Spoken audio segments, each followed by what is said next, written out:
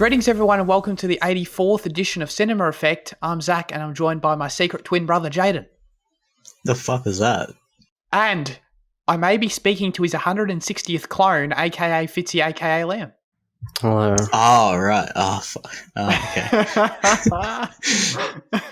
a bit slow on the uptake. How do you feel about? Are you happy with your respective resignations there? Like, are you happy being Borden Fitzy? Oh no, you happy being Angier Fitzy? Are you happy being Hugh Jackman, or do you want a spot? Does that mean I'm alive? But you said I'm a clone, so does that mean I'm dead, or? Well, you're alive now because I'm speaking to you, but you're probably going to be put in the tank after this episode immediately, you know. Me and Zach will physically dip you into the tank. Well, yeah, and drag you into that hall of water tanks. Remember that? Well, there's a 50-50 chance every time, right? So That's right. That shit's horrifying. But, ladies and gentlemen, this is Cinema Effect, the podcast where we review and talk about a different movie every single Monday. And this week, if you couldn't guess already, maybe, that movie is The Prestige, which opened in the US on the 20th of October 2006. It was directed by Christopher Nolan. Ever heard of him? Don't think so. He's got a bright future. It is a drama, and the synopsis reads, after a tragic accident, two stage magicians in 1890s London engage in a battle to create the ultimate illusion while sacrificing everything they have to outwit each other. Wow. Jaden, how many times have you seen The Prestige, and what did you think of it on this viewing? this is my fourth time watching it, and I only just now realized I watched that movie with no thoughts in my head at all. I did not think of it in I just watched it and just enjoyed it, and I've taken in nothing at all, kind of. Because now I'm just thinking fuck, what are my points about the movie? I don't know. I think it's fantastic. Truly, it's hard to say. It ranks amongst the best of Nolan when he's got such a strong, filmography. But I will say that I think all three of us are, but I think I'm probably the biggest Nolan dick rider here. Yeah. So yeah, I don't know. It's just brilliant. I don't know. Yeah. I would like to fight you on that personally. I'd like to battle to the death who is the biggest Nolan dick rider, but you'd probably triumph, actually. Fitzy, I pose the same question to you. Well, I don't know how many times I've seen it. Certainly a few. I also think it's really good. I didn't really think of it. I don't have much notes as well, but I think there's a lot to talk about. But yeah, I think it's really exciting film, really thrilling, and it has all the ingredients. So yeah, it does. I've only seen it twice. It's no secret amongst us how much I love this movie. My rewatch of it actually sparked us doing this episode, which worked out great. But The Prestige, it follows a common thread with Nolan movies for me where, I watch movies for a lot of reasons, obviously. Everyone does, I think. But Nolan creates films which encompass everything I like about movies. Interesting concepts and time periods. Here that being the world of stage magic and all that, and illusion and all that cool stuff that I like being exposed to, especially in the 1890s. Engaging stories and character drama, great performances, of course, and just a killer narrative. That's super exciting, constantly thrilling. Not a moment of boredom, not a moment of boredom to be had in this movie. So the film has everything in spades, in my opinion, and I'm of course most excited just about welcoming old mate Chris to our show, to the lore of Cinema Effect. It's about time. It's long overdue, in my opinion. So that's pretty neat. You sort of you touched on it a little bit, Jane, but I'm gonna just straight up, I'm gonna ask it. How would you rank this amongst the rest of his filmography? I'm not necessarily an exact placement, but where are you thinking? Is it sort of mid for you then? Fuck, I don't know. It feels disrespectful to place it low, but I just think about the rest of his films that I love, and just Dunkirk. We'll chuck it in third. Fuck it, I don't know. Okay. Third. We'll say third for the sake of this episode. I'm sorry to put you on the spot. I struggle with it 2 a little bit, just because. I mean, it's probably mid. Maybe like upper mid. Yeah, like it's probably like maybe fifth for me. In that sort of range. But this is also one of my favorite movies I've ever seen. So, like, if you want to if that just puts everything into context for everyone out there, then it's just goes to show. I think everything else. I don't know. How are you about it, Fitzy? I feel like you'd put it higher. I don't know. Maybe I'm wrong. Yeah, definitely. I'd have to rewatch Memento Yes. and Dunkirk, but I think it's second to Memento, maybe. Yeah. Yeah. Let's just start with the cast. It's stacked. It's absurd. The amount of amazing actors in this movie is great, but then they all land. Absolutely everyone delivers 100% in this movie. For me, if I had to pick a favorite performance and role, character, all of it in this movie, it's definitely Michael Caine. It's by far my favorite Michael Caine performance. Michael Caine's terrific, obviously, but I'm only really familiar with his work as an older gentleman. And of that filmography, I'm aware of. He's perfect in this movie, man. Like his line delivery is so believable at all times. He just fits into this world of characters so well, and his dialogue, which bookends the movie, the spiel he gives about the pledge, the turn, and the prestige, like it's perfect. It's so I just find it so engaging to listen to him talk about that stuff. So he's probably my favorite, but there are no lack of great options. I don't know. Who's your favorite character or performance? Both, whatever you want, Fitzy. You're partial to Christian Bale, probably. Partial? Is that good? Is that when you're like? I think so. Right? Oh, Yeah. I think it is. Yeah, I think so. Yeah. Don't write a comment about that, please. Don't correct us. Oh, I really like David Bowie as Nikola Tesla. He's so yeah. It's so weird, but it's so perfect. Like I don't even think of it as Bowie. He's just because he's so just out there, I guess. But like it's a nice performance. Like he's not crazy as well, which was good. No. Like he wasn't like a crazy scientist. He was just kind of doing his thing. But he's like very believable as Tesla, I guess. Oh yeah, I think Scarlett Johansson blends in really well, really good as well. Like I forget that she's in this, and yeah, Her British accent's pretty good. It's pretty solid. But with David Bowie, like I didn't know anything about David Bowie. I still don't really, to be honest. But like the first time, I especially didn't know anything about him. Like I didn't know who that was at all. It just fits in the movie perfectly. He doesn't come across like this is some weird extra personality in the movie that feels like out of place in some way. It really works. I know Nolan had to do some convincing to get him into the movie. I believe. I don't think it was easy to get him there, but he did a great job. What about you, Jaden? I'll say Christian Bale, but like it's for his like it's for like the whispered moments, like the are you watching closely, and like I think the reveal of like that he planted the journal, as you're reading this, Angia, yes, you Angia, like that's like as that's spoken by him, like it's such a he's not even on the screen, it's just Jackman's face and Bale's like voice, and it's just such a fantastic reveal. That they use again, It's so funny they do it to each other. Yeah. Yeah, I'll say Bale. Sure. Yeah, great choice. He's great.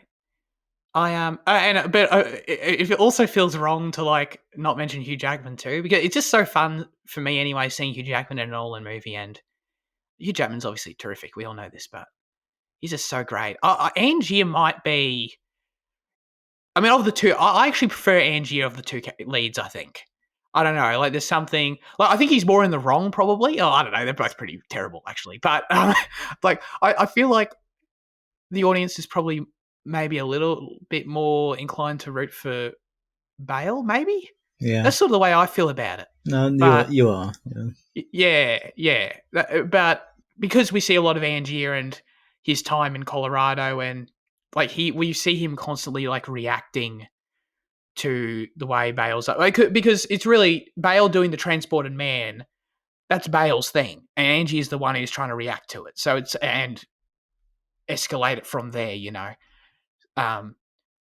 So I feel like the audience is sort of positioned that way, even though like he's the one whose wife dies, you know.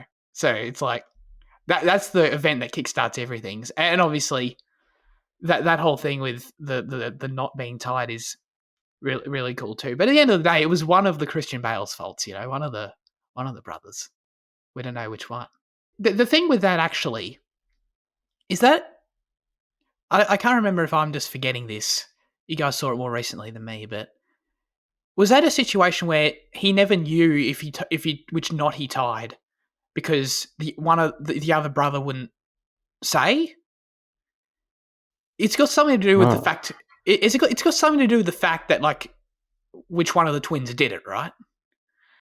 I just thought he wasn't wanting to admit it, but oh, okay, you okay, could be right. I don't know, because like when they showed the knots being tied, he like Bale looks to her and she kind of nods or whatever, like gives him the confirmation to like do the knot, and then he changes it and then does the harder knot, you know. So I don't know how he would forget that, but maybe it's the other brother or whatever. Yeah, just because I thought like it could be that every time he's asked in the movie, unless they both sort of did, that they both decide to stick to the one story, and maybe, but like the brother, whenever he's asked, it's the brother that didn't do it, so he actually doesn't know because the other brother won't admit it to him. You know, I don't know that could. No, be yeah, because I believe it because it's funny because like then he's like. I've been asking myself that, you know, this whole time, and like he's asking his brother. He's asking his brother, right? That makes sense. Yeah. Okay. Well, he also says like, yeah, one half of me is convinced, and the other half isn't.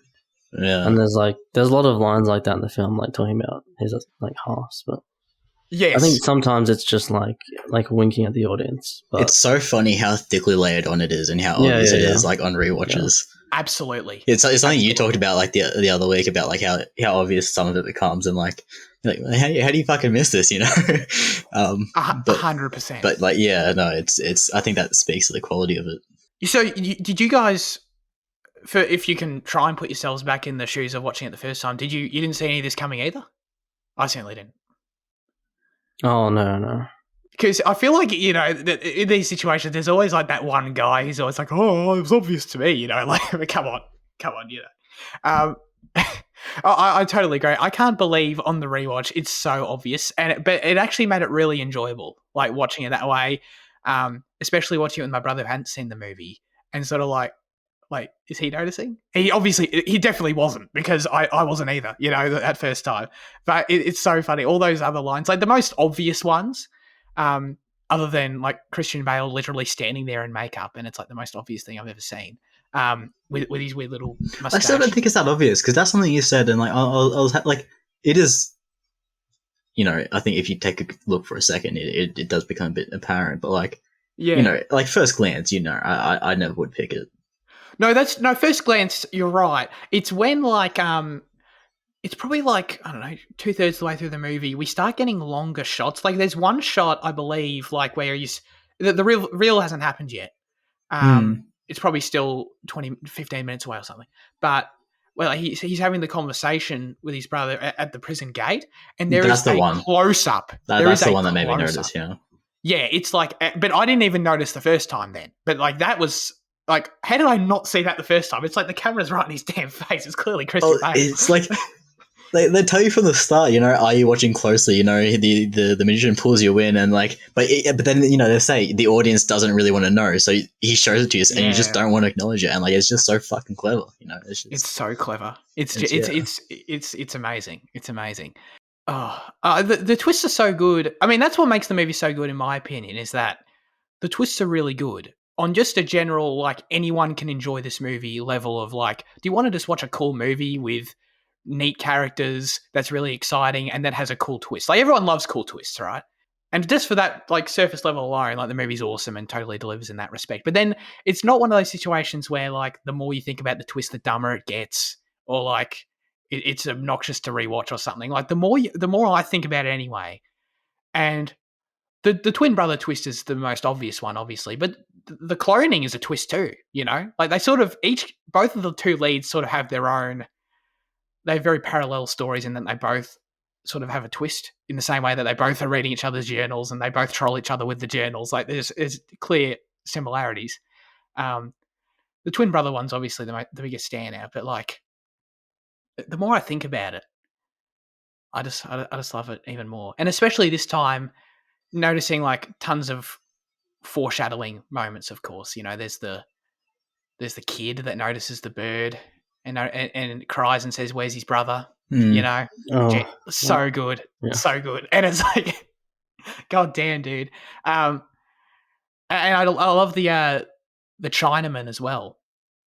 That I believe that's in the first act. That's a great little scene. I think that's a genius thing to include because I mean it's just fascinating by itself that someone would do that. But of course, it's completely dedication to the craft. It's what Alfred Borden. It's confusing that there's Alfred in this movie too, But I just love that. That's exactly what he does, It's crazy. But actually, hang on. Let me read it here. This is just a little aside, but Chung Ling Soo was a stage character created by William Ellsworth Robinson, a white man who disguised himself as a Chinese man, to cash in on audiences' enthusiasm for the exotic. Robinson lived as Chung, never breaking character while in public. He died in March 1918 when a bullet catch trick went wrong. "My God, I've been shot," were his last words and the first English he had spoken on stage in 19 years. So, I thought that was really funny. But this shit was real. People did this, which is like sort of grounds in a reality I wasn't aware of, but it's also wild, While we're sort of talking about the twists though, and this sort of stuff, and I'll just go deep here if you guys will indulge me a little bit. I've seen others over the years deconstruct this movie and talk about what it's doing structurally and touch on ideas. I've seen this comment before where people talk about how it's really a movie about filmmaking, and those aren't original ideas to this review or to me. I'm not making that claim, but I want to expand upon them a little bit actually, in terms of some of the lines we've already talked about, because the film is obviously structured as a trick. It's repeated over and over again in the film. Are you watching closely? Obviously, but that's the most obvious one. But obsession is dumb. It's a young man's game. It won't lead you anywhere. Repeated over and over again in this movie, and it leads all these characters to misery. And in that way, I think the film makes the case that both of the two leads sacrificed equal amounts in dedication to their craft. They lost wives, their sanity, everything you can name, their careers. They both had their trick and their method, which they hid from each other and the viewer, trolled each other about the diary, like I already said. There are so many similarities between them, but Angie makes that argument that Jaden brought up that, they do this for the audience and to see their faces, right? That's the case he makes at the end of the movie, which I find fascinating and which, in my opinion, changes the way I look at the movie. Because the whole time it's like you sort of, at least I was sort of thinking like, oh, is this movie about, obsession and it's dumb and why do people bother? Why would you do this to yourself? What's driving these two men? But Angie makes the argument that the entertainment of the audience is what's driving it. And I'm sure that's why, the filmmakers took us on this journey in the first place. I think that's actually it's a really clever thing to include. The Nolan brothers in what they're speaking to us in that moment, I think. Of course, Jonah, who wrote the script as well. I think that's great. Wait, that the film is essentially Jonah? Jonathan? Oh, sorry. I sound like I'm like friends with them, don't I? I'm like best buds. Chris always calls him Jonah, and they call it in his book. Sorry. Oh, okay. Right. Sorry. Just because I've read that book. Jonathan Nolan, of course, yes. The film is essentially in a lot of ways about our desire to be entertained, the ways in which the audience consume show business being something intrinsic to us as human beings. Back then, it was going to the theatre in London. Now it's us sitting on our couches looking at television screens. But what is the difference in those two experiences? I'd argue not very much. And it all comes back around to the, we want to be fooled line, of course, which is so completely and utterly true in every way. That's why we engage in cinema, in theatre, any art form in the first place. So in that way, I think the film is really about the audience. It's really about our love of theatre and illusion and entertainment. I think that's really what the film's about at the end of the day, which I sort of took out of it this time. So I apologise for going on and on. I know that you guys said you didn't have any deep notes, so that was sort of my version of a deep note. I hope that was okay. I don't know. Does that make sense, Fitzy? Does that make sense? No, it's actually dumb. Well, you're asking, like, what drives them. I think, like, one obvious difference between the two is that Angier is more, as they say in the movie, like, he's more theatrical, he's more performance-based, and Borden is more, I don't know, he enjoys the, like, how good the trick is more than Angier is. Angier is more about how much they entertained, and Borden's more about, like, how insolvable is this, I guess, or I don't know. There's definitely a difference between them, but if that's the case, would Borden be like the writer, and then Angier would be a director, kind of? Is that probably what you? I can see that. In terms of, like, the roles. Yeah. I can see that. That's interesting. Yeah. So it's Angier is sort of, they say it. He's the showman. Borden is focused on the genius.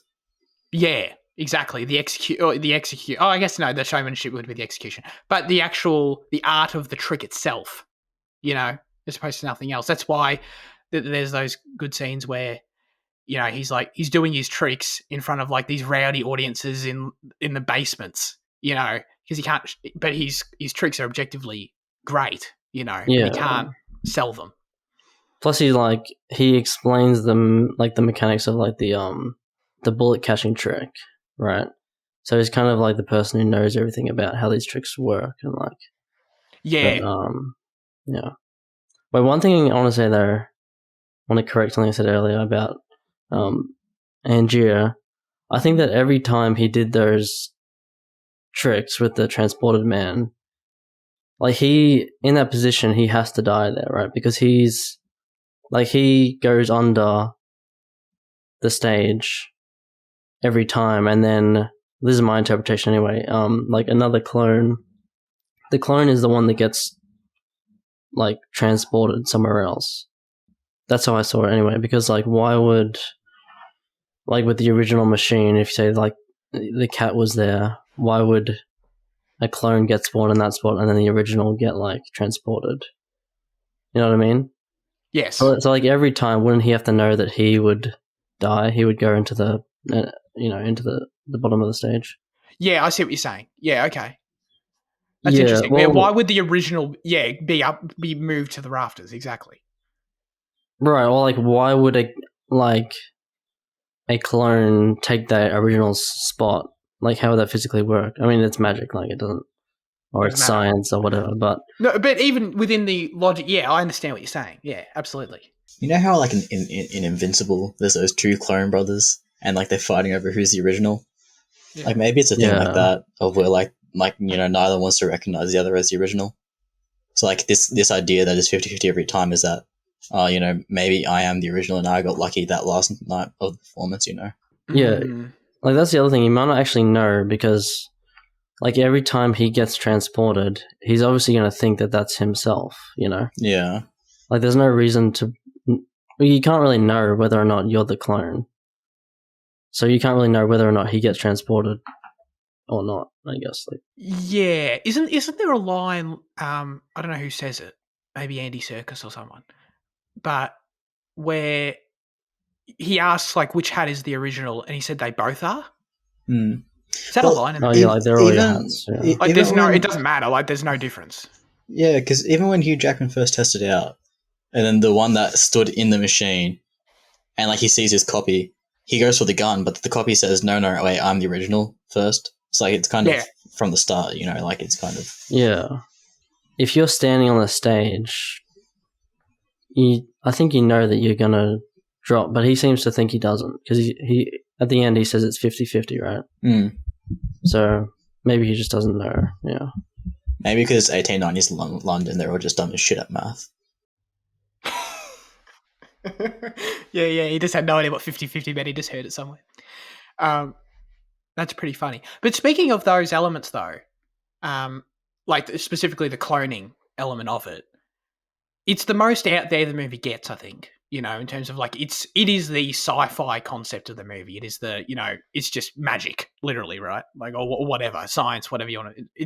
It's obviously it's not possible as far as I'm aware. You know, does that bother you at all if it's in the movie? Just because I feel like I can see an argument. It's fine for me, but where it's like this feels a bit out of place, you know, like the rest of the magic's pretty grounded and I like that about it. And then we sort of introduce this magic machine into it, you know? No, I love it because it's like it is about the grounded like magic and the competition or whatever, but like the film isn't that. It doesn't go into the logistics of like everything that happens. It's not that grounded, and it is about theatricality as well, as you said. Like, especially with Angier's character. Like, it's good that Angier was the one that was getting cloned, and not the other way around. Or like, I guess it's good that, you know, Borden didn't do some shit with Borden getting cloned or something, because that might feel out of place or something. But like, I do like the magical angle. They set up every time that it's in use that, you know, everything else can be explained, but this is one true element of magic. So like the fact that the movie sets it up as like, you know, the one bizarre element, you know, I think they acknowledge that. I think it all fits in, you know. That's true. That's true. I really like the whole thing with Angie trying to figure out Borden's version of the transported man, and like Angie is constantly thinking to himself and saying out loud, like, there's something else to it, there's something more to it, it's not a double, and like Michael Caine's standing there constantly telling him it's a double, you know. So it is cool that in that case, you know, like the simplest explanation is the correct one, obviously, but Angie like goes above and beyond to, you know, make that the magic of it the reality, you know, just to challenge it. It's pretty cool. I think the movie has incredible editing. I think the amount of time jumps and timelines that we're constantly sapping back and forth between, it's ludicrous. As a matter of fact, the editing includes 146 time jump cuts in which the next shot either flashes back or skips ahead to another time period on the timeline. This averages almost one timeline jump per minute. Lee Smith, Ludicrous. maybe. Is he the editor? He did. Yeah. Thank you for shouting him out. I didn't know his name. He did a terrific job. It might be some of the best editing I've ever seen. It throws so much at you. It throws the bloody kitchen sink at you at the start, especially. It's like, what the fuck is happening? Like, you know, like you're getting journals and they're in prison but they're 10 years back sitting in the stage at the start, sitting in the audience. It's like, what the friggin' hell is going on? But it's confusing in the best way. It's obviously very intentionally confusing, and it works. For the film to function as the 3-act trick it is and wants to be, the construction of the story and order of events, much like the trick, which is, I love that meta element of it, like, it has to be perfect. It has to be perfect. And it is. It's never frustrating. It's never confusing. It's never confusing in a frustrating way, is the best way to put it. And everything's right in front of you the whole time. You have all the pieces. Each subsequent reveal in the plot ups itself and builds the tension and investment constantly. You know, it's easy to think about the big plot twists right at the end of the movie, but there are little reveals all the time in the movie, like everything with the diaries, you know, what they reveal, like in the way like reveals come in out of order elements, like we learn stuff in Colorado Springs, even though we've been seeing stuff after that. It's insane, but it all totally works and helps make the movie as exciting as it is, I think. And then the way that links into the ending, using the same scene from the beginning, where Michael Caine explains the trick, but Borden walks in the room. Mm. So good, and that is so satisfying as a viewer to see that, because he's like in the room with all the birds and stuff that they kill. Yeah, and the daughter's there. That's great stuff. No, I mean I like how it sets up like Angie in the hotel, and then like Borden in the prison. Like they're the only like because they're the most like stable like points, you know. Like the story kind of goes all over the place from there. But like as a viewer, you understand that okay, like Borden's in prison, Angie is, you know, at this hotel like earlier in the film. Because like obviously at the start you think that Borden is killed, or you know Angie's dead and Borden is there, so Borden's in prison because of it. Exactly, and to when you get to the end, you realize how completely wrong that is. You know, that's like not the reality of what's happening at all. I was thinking like the clone in that scene must have just walked away, you know, because he would like because Angie's clone would have been just spawned somewhere like in the audience or like you know in backstage somewhere. Well, not backstage, but like wherever he gets spawned, like somewhere in the theater, I guess. Yeah. And then he would hear the yelling, and he would just, you know, he'd have to just walk away, I guess. Yeah. They're all the coroner's like gathering my body and determining me dead, but I'm just like, I'm just going to go into hiding. Yeah, become that Lord person, Lord Codwell or whatever his name was. In like towards the end, like when he's going to be hanged, does he say like you know he's an innocent man or whatever? Like, does he say he's innocent? Does he actually physically say it out loud? I don't remember. There's that scene where Andrew comes to the prison and he has like he tells the guard he's innocent and that man is because the thing is, I don't think the Alfred that's in prison, I don't think he's innocent. I think the one that's Fallon visiting him, he's innocent because I think he's being condemned for the wrong crime. You know, I think that this Alfred is the one that killed Hugh Jackman's wife at the start because he's the one that likes magic and likes pushing it. And he's also the one that couldn't resist going to Hugh Jackman's show that one last time. So, like, he's getting condemned for the wrong crime, but he is, in fact, guilty for something, you know? Huh. Right. Interesting. One thing I thought might be the case, but I was wrong, was that, like, I thought one was more into magic and one was more just, like, normal, I guess, you know, into people. And that, like, that person that was just not as into magic was, liked both of the girls, but they both liked one each, I guess. So like I have no idea of like differentiating who's who, but I like to think the one at the end is the one that loved Rebecca Hall and that actually was his kid. That's the vibe I got. Yeah, because that might be true because he's willing to give the tricks away at the end to Caldwell, to like the guy that represents Caldwell. So, he felt like he was the one that liked Rebecca, but I'm not sure. Or Sarah, whatever it was.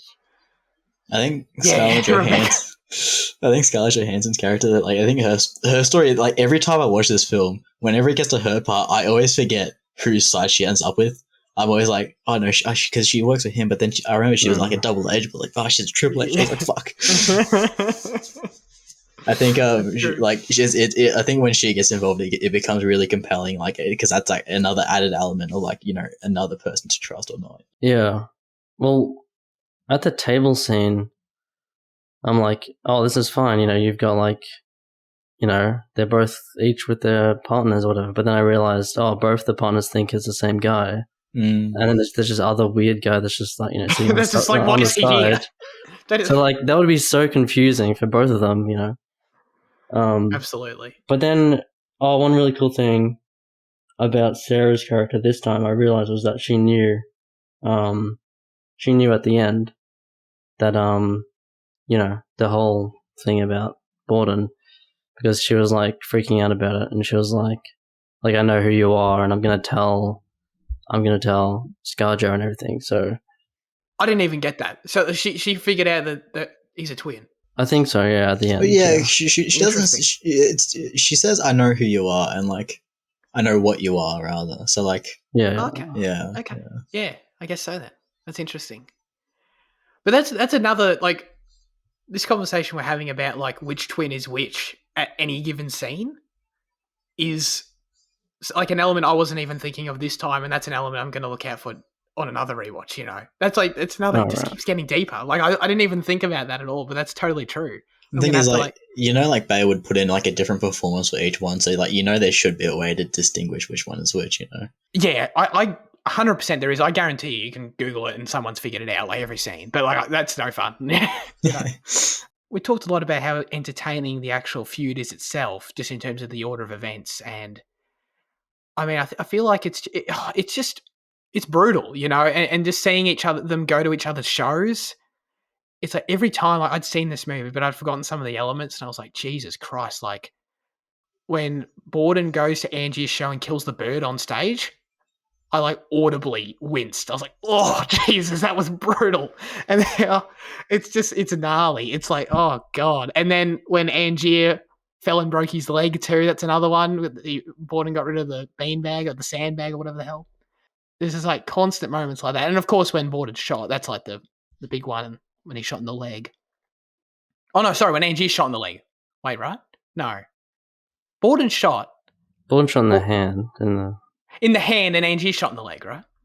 Oh no, I'm No, sorry. Angie is He what you broke his said. leg, like I just said. His leg. Yeah, there we go. There's a bullet wound and a leg situation going on. I got there. Yeah. But anyway, all that stuff. As I was watching the movie, I was just like, God damn, this is so messed up. And like seeing how, of course, Sarah, Rebecca, whatever, hangs herself too. It's like, geez, man, this is just so messed up. Don't be a wife in a Holland film. Yeah, don't be. That's good. That's right. That's so true. I always thought Scarjo is the only one that survives, right? I always thought she was like in the tank at some point, but that was the first one. That tank scene is really great as well, like that death and just like rushing towards the tank to try and like break it and everything. And the way Michael Caine's standing there off screen, and they do it earlier too, they establish it, that he has to time it. And he's sitting there with the stopwatch, and he has no hesitation. He's standing there with the stopwatch. The second it's past the time, he just runs straight out there with the axe. Like, it's no... It was really great. Yeah. Plus how it, like, figures into Angier, like he says, the whole line about the sailor. It was like going... Like, drowning was like going to sea, and the end is like his agony, and then fucking Borden shows up. That was so good. That death there was like really like just like memorable, I guess. The way she like gulps her air and stuff, and like. No, totally. I think that actress, I don't know who she is, who plays Angie's first wife. She was great. She's only in like 4 scenes. But like she's terrific, and then that combined with the death scene itself, like really, I totally bought into Angie's motivation here, on the surface anyway. I talked about like the deeper motivation or whatever, but in terms of the his bitter moments are really like Hugh Jackman's acting, and like the bitter moments are really great, and just like like his initial reaction, just like with the crying scene, like with the he has his face in the sink or whatever. But like every time he's like he's talking about how he's obsessed with. He doesn't want anything. He just wants his tricks or whatever. That's really great. Yeah, and that scene when they're at her funeral too, the first wife's funeral. Oh yeah. He's like asking for the first time which knot he tied. And he's like upset he doesn't know. Like, you don't know? Oh yeah. The like the cinematography when it's like that whole set is really great. Just like the white and like film looks really great, but like that's like an example, I guess. Wally Pfister really robbed us all of some great cinematography by retiring. After Johnny Depp retired him. Because he hasn't done anything since Transcendence, right? Is that correct? Yeah. Oh well. Hoyt's pretty good too, so it's okay. That's a great point, Fitzy. And just in general for me, like all of just every time we're at a show, Like there are so many scenes where we're in a theater in London somewhere, and they just all feel so lively. And like every time like something crazy happens in front of the audience, it's never lost on you. Like when friggin' like that great scene we were already talking about, she literally dies in front of the audience. Like Jesus Christ, that shit's messed up. But I just feel like it all looks so great, and I don't know, it's so bloody good. Something else I noticed this time, there's probably something deeper to it, but there are clear parallels, and the movie makes a point to bring it up, between the feud Angier has with Borden and the feud Tesla has with Edison, I thought that was a little interesting tidbit to throw in there, It's good, like the birth of, electricity or whatever it is, like, that's a good, like, backdrop for it. Because, like, advancements in technology, are like, they seem like they can't be done, though. They seem like magic. So it's kind of, or like as the film's like saying about the Tesla's invention, like scientific inventions or like enhancements seem impossible, but that's like every Nolan film though, right? Like some new technology is like, on the brink of like being understood. Or that's totally true. Yeah, and I mean, I guess we see all that, like the first Colorado scene when like all the light bulbs, in the ground. I like that too. I want to know if this is just a me thing, okay? And completely coincidental that Fitzy, this may or may not come up in another review soon. Pet peeve of mine in movies, just never like when an actor plays two roles. Never like it. I just, Hugh Jackman, you're terrific. Really didn't need you to play the double as well, and it's like, it just takes me out of the movie when all the characters, like in such a believable movie, when all the characters are like, oh, we got this guy, he's like the spitting image of you, Angie, and it's literally just Hugh Jackman. Like, it always takes me out of the movie because I'm just like, yeah, no shit, he looks like him because he is him, and you're playing. And then every scene they're in together, it makes me constantly like, even though it's obviously done very well, it makes me constantly like try and nitpick the visual effects because I know I'm looking at a visual effect when both Hugh Jackmans are talking to each other, Always annoys me in movies. I don't know if I'm alone on that. Probably. Yep, no, you are. No. You're alone. Yeah, maybe don't watch Enemy then. Oh, okay. It's fine when like Hugh Jackman's the clone himself because he's a clone, right? But when like you're telling me this is a different human being that just looks similar, it's like, oh, he just sort of looks like him. Oh, okay, right. You get what I'm saying? Yeah. It's like, oh, we found this guy in the bar. He sort of looks like Hugh Jackman, but it is. I'm not dumb. Like I know, and it just takes me out of the movie. Like the audience knows it's just Hugh Jackman, so it's like what you're telling me is wrong. I know it, Whereas, yeah, I'm fine with clones and shit. Don't get me wrong. So, do you have a problem with Christian Bale as two people or not? No, because they're twin brothers, right? And that's the whole idea. Right, you know what I'm saying? Okay. I hope I'm making this clear. When the movie says this is a different person that looks like you, no shit, it is you, Right. Anyway, I'm sorry. Was there anything else to say about the score? Because I think it's a solid score, but I just think that, that's one of those things that for me is like, again, the Nolan comparisons, the rankings, it's like, it's not up there, So it sort of falls by the wayside a little bit in terms of the, looking at the rest of the movie, I think. I just think it blends in and complements it more, like when you're going with Hans or someone big, maybe it's just because of early career, like Nolan definitely had to shift in, he always tries to go bigger and better with each of his subsequent films. So like maybe that big sound hadn't been developed yet. So like, it's like, but I quite like that this one's a bit more understated in that it just kind of filters in the background. Yeah. No, I totally agree with that. I don't know who did it, though. It's not Hans. Obviously. No. David Julian, who also worked on Memento and Insomnia and following. Ah, of course. Okay. So the OG, the guy who got dumped for Hans, and then Hans is now dumped for Ludwig. Yeah. Oh, and Doodlebug. Oh, geez, this guy was literally with him from the start. Like his first 3-minute short film. Wow. No, I was like, sorry, mate. I'm big in Hollywood now. See you later. So why do you like Angier more though? I'm just curious. That's interesting. I feel like the film is rooted more in his perspective. I get a better sense of who he is. Like I think he's more villainous. I think he's more messed up than Borden. I think. I don't root for him for any reason to do with that he's a better person than Borden. I don't know. I feel like I understand him better, if that makes sense. Like when he's sitting there and, everyone's like, dude, why are you bothering with this shit? Like, why are you going, don't go to Colorado, and, why? And he's like, I just believe him wholeheartedly when he's like, this trick, like we already said, discovering the secret of this trick is the only thing that matters to me, or topping this trick or whatever. I'm just invested in that, Even though, like, I see the huge flaw in it. Obviously, like it's very problematic, but Borden feels more reactionary to that, I guess. Oh, okay.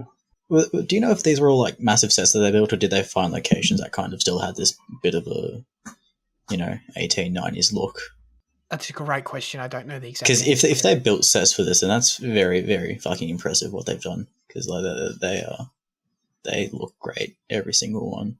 I don't know. I know they shot in Colorado for those scenes. I know that. I don't know. I feel like those theaters can't be built. Yeah. I feel like those are probably refurbished theaters. But great point nonetheless. I know Nathan Crowley, I believe is his name, Nolan's production designer, someone who he actually hasn't dumped, believe it or not, the whole time, on every film. He's terrific. And just everything from the way, if the theaters are refurbished, I'm just making that up, I don't know, but if they are, super well done. But mainly for me, it's actually the sets, like behind the scenes, like whenever we're in like the dressing rooms or whatever. Like those are really great sets, I think. The only other trivia was the main character's initials spell Abra. Alfred Borden, Robert Angier, as in abracadabra. Whoa, that's the biggest trick of them all, guys. Actually, I don't like how he said abracadabra as he was hanged. It felt a bit cheap. It was like you could have said anything a bit more impactful, a bit more related to the movie. I was like, yeah. He could have said something really poignant, and he said abracadabra.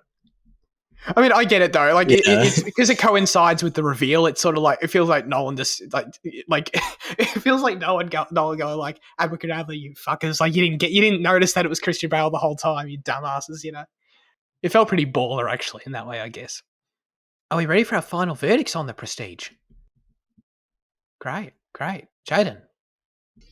Yeah, I'll slap a big fat 9 on it. I feel like it probably should. I think this goes back to something I mentioned a long time ago about just personal connection being the final step to a 10, and this one just doesn't quite nix that. So yeah, 9. It's a big 10 from me. One of my favourite movies, man. If you haven't seen it, we've just ruined it, but go watch it. Fitzy. I'm also going to give it a big fat 9. Yeah, maybe because Jane said, just because I've seen it so many times, but yeah, still a big number. Huge number. Yeah. It's like it's the second highest number. Huge. I love that you say big fat 9. Like I definitely want to keep that going. I'll try and remember it next time I give a 9. Did you say big fat 10 for Mononoke last week? I think you might have. Yeah, possibly. Yeah. Yeah, I like that a lot.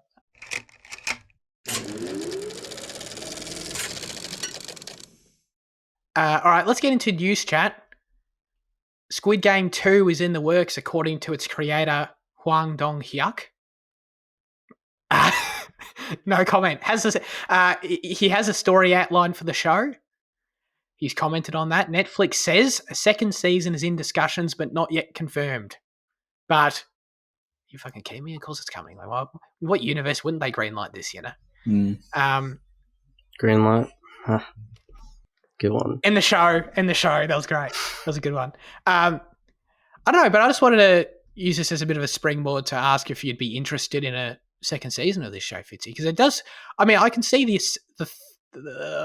perspective that it ends on a cliffhanger, I guess, but I'm also like, it's one of those cliffhangers where it's like, yeah, you could keep going, but you also don't need to, Well, I don't like the ending of the first one where it like turns away from the plane. Like, what's he gonna do? Don't spoil it. Don't spoil for people that haven't seen it, although Oh, like okay. 90% of people have probably seen it. Okay, yeah, no, that's Right. I'm sorry. I feel like I presented this assuming we'd spoil it, but that's a Sorry. fair point. You've done it. Whatever. Just keep going, Fitzy. Keep going. It's okay. I appreciate you pointing it out, though, Jane. You both didn't like the ending. Sorry. Well, if you're gonna do another season, can you just do? You can't just really do like, another Squid Game thing, or like another thing where you just do the same thing. You kind of have to change it a bit, like with like like Catching Fire, for example, or like the Hunger Games. That developed, I guess, and you could do another 8 episodes just with different characters, but it would probably be just a worse version of the first season, So, like, I guess you have to add something there, but, like, I guess I'm not that interested in the Squid Game universe, because it's just, I don't know. Yeah, you didn't go as the pink dudes for Halloween. People did that? Oh yeah. Yeah, I feel like they'd have to strike a balance. Like if it's called Squid Game, that obviously there's going to be the second season would have the Squid Game, would have the competition. But you're continuing the story of that protagonist, right? So it's like, Yeah. are they going to pull a Katniss? Like, would he be in it again? To your point, or would he be like, fighting on the outside? I don't know.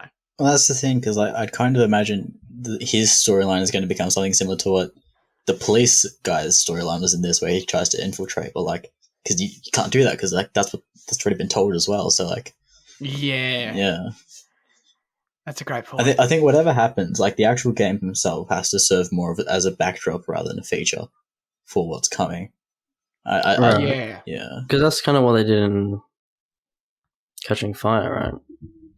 Like, kind of. No, Catching But they Fire also was still like developed- majorly like about the games. Yeah.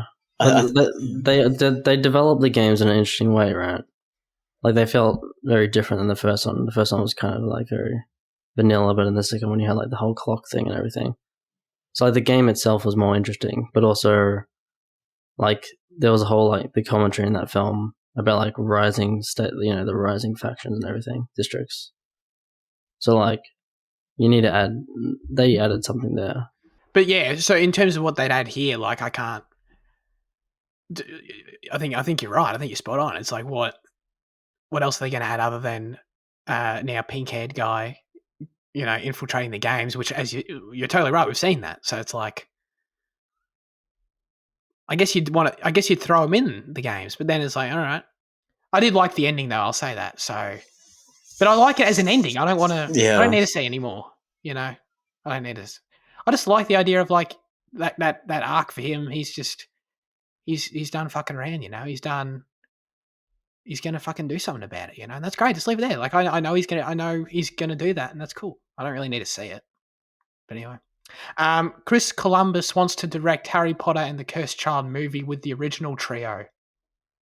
This is a funny news story because just a dude who wants to do something.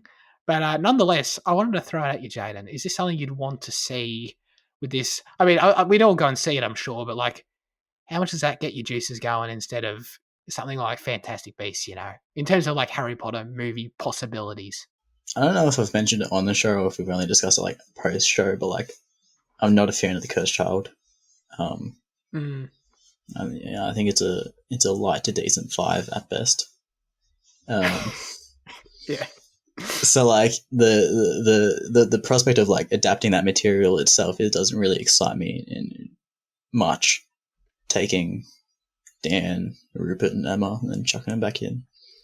It's time spent in the Harry Potter universe, which is time spent well. But yeah, like. Yeah, it's interesting. I mean, I definitely see it. That movie would make a ton of money, obviously, no doubt. Oh, fuck yeah. No doubt. I think it'll happen. I'm just going to say it. I don't know if Chris Columbus is going to direct. Is that something that excites you at all, like the thought of him specifically, or does that? Not really, because Q was only around for the first 2. Yeah. And, like they were, that was still nice movies, but they were more child orientated. And like, I don't know much about his filmography. I know he's also done Home Alone. So I don't know, like, if he'd necessarily be the right choice. I think I prefer David Yates to come back, but you know, if he wants to do I it, would too. you know, let him. Sure. Sure, yeah.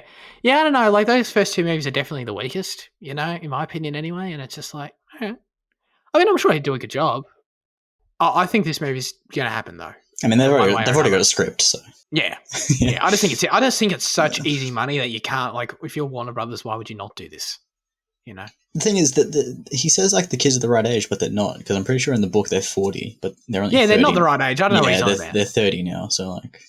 I mean, unless he's just saying that's close enough. Yeah. I think this movie will happen within the next 10 years.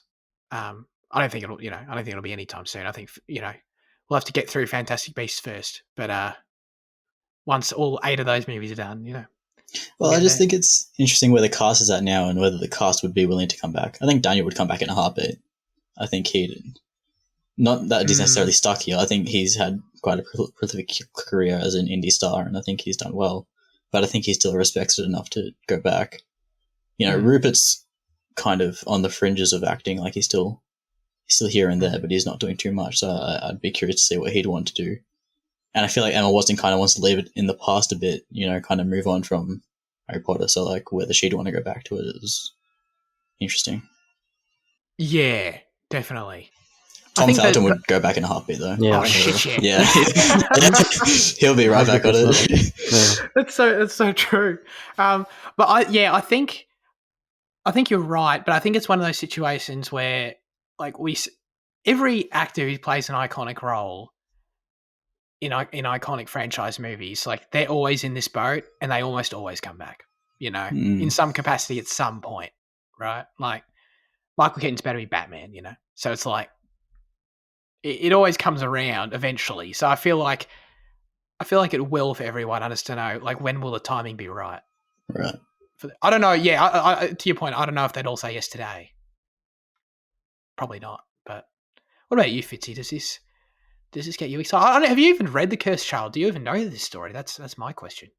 No, I haven't read it, but I think I do know some of the story. Like, the son gets placed in, Slytherin, and there's like time travel. But yeah. Who would be cast as like young Harry? Oh, James. What's his name? Yeah. Albus Potter. What's the main one's name? He has like 5 kids. Albus is the main one. Okay. Yeah. You could have like Scorpius. Who's that? I don't know. He's a little blonde piece of shit. Joffrey in there. Yeah. Oh yeah. He's probably too old. He's probably too old. Yeah, he is now. Yeah. Yeah. But like 7 years ago, Tom Gleason, perfect. Time travel, it's in the movie. Sorry, Fitzy, I cut you off, I think. Who do you have as a young Harry, James, Albus? Timothy Chalamet, put him there, Yeah. There is an older son as well, though, so I mean, like, because there is a James, so like... That's right, yeah. That's right. He's like the dickhead son, right?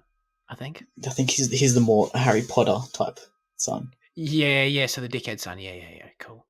But put Timothy in that role, that'd be good. They'll get some child actor to be Albus, I don't know. And he'll be the next Daniel Radcliffe and be in indie movies for the next 20 years. It'll be great. Had they filmed it like right now, I think you'd probably give Finn Wolfhard a chance if he had a decent English accent. Oh yeah. That's a big if, though. Yeah. As always, now we hand the show over to you with our question of the show. Last week we asked you, how much do spoilers impact your enjoyment of viewing cinema? Andy said, I'm actually writing an answer on Discord this time. What? I know, right? Anyways, I'm not too fussed about spoilers myself. Most of the films that I've been spoiled on had already been out for 10 years or more already, and I still enjoy the viewing of the film regardless of the spoiler. I believe the only thing that people should be concerned about spoilers is TV shows, because that's a long journey to take on, and if some random C word that rhymes with runt decides to ruin your enjoyment by revealing something, all the time and energy following the series goes to waste. Those were my sister's words based on her experience with Gossip Girl, not mine. Yeah. You don't want it to be spoiled who Gossip Girl was, guys. You don't want that. This actually was quite more of a thought-provoking question than I thought. I'm glad we did it. We got some more for you. Luke said, I suppose it depends on what the spoiler is. If it's the twist at the end of the movie, or if it's a really important plot point, that sucks. Like if someone said the plot of Endgame was time travel before watching it, that would suck. But if it's a spoiler cameo, that's fine, because then I'll be watching the movie in anticipation for the cameo. Okay. Because cameos are like they're a sort of different tier of spoiler. I get you. Aiden said, so long as it doesn't impact the overall arc of the film, I don't mind. The most recent example I could think of, someone told me what happened in the Venom 2 Stinger scene. Yes, it's a spoiler, but the description of the scene almost in no way suggests to me what happened in the story, how the protagonist overcame the story problem, etc. The only thing I know is that the protagonists survive. Huge spoilers for Venom, let there be carnage, guys. Something I had expected, indeed. I wrote in the Discord that was a terrific example, actually. Just ran many other examples like it, but that's a very specific one that's relevant right now, is that I know that spoiler. And as I said in there, I would be annoyed if I cared about the movie that I know that spoiler. But I also wouldn't know about it if I cared about the movie because I went and looked at it. So, you know. So yeah, there are different tiers to this. Fitzy, where are you? Would a cameo post-credit scene spoiler annoy you as much as it would post-credit scene spoiler is fine because that means it's Marvel or DC. You know, it's not an important film. No, but I think, yeah. Oh yeah, spoilers are bad, obviously, but I think like thinking about spoilers are worse than the actual experience of watching the film and then something is spoiled to you, unless it's like a really major spoiler that affects the movie a lot, like The Prestige or Seven or something like that. But like with TV shows that have been spoiled on and like characters' deaths and stuff, it's pretty bad because you're watching that show the whole time and you're thinking, oh, this guy's dead in this way by him later on, or maybe you don't know the specifics, which is better, I guess. But like spoilers usually make me want to watch something straight away, just get it like out of my head, I guess, because like I don't want to be like worrying that I like missed that I like that this film's gonna be worse for me because it's spoiled, or like I don't know. If I want to watch it and I'm spoiled, then I'll like I definitely want to just watch that straight away. But yeah, it's hard to tell in the moment how much the spoilers affect you because you can't do both. You don't have like an alternate timeline, but to experiment off. But yeah, you have a twin brother you can subject to the other. Oh yes, that would be perfect, dude. Or maybe you do. I don't know. You hiding something, Fitzy? Kids in the closet have been awfully quiet recently. Yeah, yeah, exactly. But no, that's all. It's all very interesting. The point about the TV show that Andy brought up is a great one, and I'm really glad he brought it up because I probably wouldn't have thought of it. But I think that's also a huge distinction to make. I totally agree with him. I'd be much more annoyed. I hate spoilers, but I'd be much more annoyed at TV show spoilers because, yeah, you're looking at anywhere between, I don't know, roughly 10 to possibly 60 hours of your time, and that's a big commitment. That's a big thing that impacts that compared to a film, But yeah, where do you sit with the Jane? Take it however you want. Well, it's interesting that you mentioned TV because like I essentially knew like the first 5 seasons of Game of Thrones like fucking beat for beat before I started watching it, just because of how just from conversations and stuff. Yeah, I think a lot of people. I think that's an interesting example because I think a lot of people do know. Ned Stark's head's chopped off in the episode 9 of the first season, and like, oh well, if you're killing the main character, that it's an intriguing point for them. So it works as like something like that, which is to the effect that Liam was talking about. But I think obviously the best experience is an untainted one. Going with your own mind without expectations or whatever. And so I'm just trying to avoid like every possible thing with no time to die, like because I saw something and I was like, like I don't want to even look at like a single clip from the film now. I don't want to look. I don't like. Like I watched that first trailer or whatever from like that long ago, and like that is the only thing I have to go based off, and like I don't want to know anything else before tonight. I just want to have as pure of an experience as I can from this point. The day I saw Endgame, it was like a nightmare. It was like a nightmare like Survivor Minecraft like session at school because like Right. half the people like knew something big happened or something. So I was like, I'm seeing this tonight, with Luke and Lockie. So I'm like, I tried to avoid it all day, and I did, and it was awesome when the ending happened. So yeah, that was like crazy, but yeah. Yeah. I'm That's glad the other you thing, like, enjoyed that. products that are so popular, like it's hard to avoid. Like already with Eternals, like with some of the reveal, like the reveal at the post credits, has been pretty publicized on media, so it's kind of hard to avoid and stuff. I don't know. That excites me. Well, I didn't know there was something like that. That's cool. I mean, it's like it's cool if you're hyper into it, but like for a casual watcher, it's not. Oh shit! Now I'm Very not excited anymore.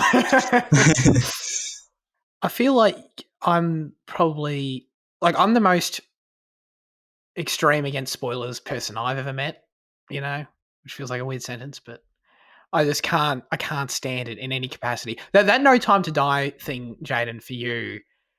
Like, I totally get what you mean, because then that I assume I obviously got no specifics, but I assume you have like a little sliver of something that then, if you were to see any footage, would recontextualize it in a way where it would get your mind going. No. This is what I know is like 100% definite, and like it's like it's just a black and white thing. Yeah, and it's like just ruined for me. Oh, okay. And so now just trying to protect the sanctity of the rest of it, Okay. Okay. So I was wrong about that. But do you know what I mean? Like, where there are situations, I experience this where, I get a little, like, something that's not a spoiler explicitly. Like, most people probably wouldn't bother most normal people. But for me, it's like just a little something like, I can't even think of an example off the top of my head. That's just a little, it's not an event. It's not like this happens. It's like, oh, well, keep an eye out for this person, or like, oh, when that happened to in the third act, that was crazy, or just shit like that. When you hear little murmurs, I hate that shit. And then, because then whenever I watch like a trailer, it's like it recontextualizes the way I look at it and makes me my brain start going, like, thinking of possibilities, and I hate it. Well, the thing is, like, it's quite a while ago I saw the comment, like, saying that there's a plot twist in the movie is a spoiler in itself, because then Absolutely. you're anticipating the plot twist, 100%. So, yeah, and that's a great example of that. Like, if I'm very extreme, I just can't handle that shit. Like, don't tell me anything about anything to do with that if there's a plot twist or whatever. Like, just the other day, someone was who will remain anonymous said to me, "Oh, the opening scene of Eternals. I can tell you about the opening scene, right?" I'm like, "Absolutely not. You cannot. Absolutely not." Like, I don't care where. Like, to me, it's completely irrelevant when it takes place. You know what I mean? Like, a film is an experience, just because, like, well, it's not like the further you get into a movie, like, the bigger spoilers are. It's not like the last scene of the movie is the most spoiler filled. There's no distinction for me. It's not like, oh, I'll tell you the ending. Like, the idea that the ending is the only thing you can spoil is ridiculous, completely, in my opinion. Craziness. Like, Jane, like, I would, like, the whole, like, knowing Ned Stark thing, like, that would, I might have never watched Game of Thrones, Yeah, but I feel like everyone knows about that thing. Like I think just everyone does. I didn't when I watched it. Well, how late did you watch it? Like, what year did you start watching? What season did you join up? I had 5 seasons. Oh, holy shit! Right. So yeah. I can't believe that you didn't know that then. To be honest, no, I had no clue. Because I feel like by that point of the internet, like, I feel like everyone knew that. But that's another interesting element of it, wrinkle of it, is it's sort of how you engage with the internet is also a very important element here, Like, for me, like, I don't, I'm not super in on, like, memes and modern pop culture in the social media sense, right? So I don't see a lot of that stuff where that might have been. But as someone who looks at IMDb a lot, I've been spoiled by stuff, seeing that an actor doesn't appear in a show past a certain year. Yeah. Oh, yeah. That's a massive one. The amount of that one sucks ass. Yeah. I've become very conscious of that, actually. I sort of can't make that mistake again. Well, just like searching up anything about the show if you're watching it. Yeah. That's a very common one for me, that I am very conscious of as well. So yeah, no, there are a lot of layers to spoilers. But spoilers suck. Don't spoil shit for people, okay? If you're someone who spoils shit for people, just stop listening to the show. Delete the show. Can you do that? Can you delete it? No. Unfollow it. Block it. No. You can undownload it because we all know all our Undownload it. listeners download our show. So. Absolutely. Absolutely. I don't know if anyone's ever downloaded our show. I hope someone has. All right. We'd love you to submit your questions, thoughts, reviews for next week's film in the YouTube comment section. Send us a DM on Instagram or join the Discord server.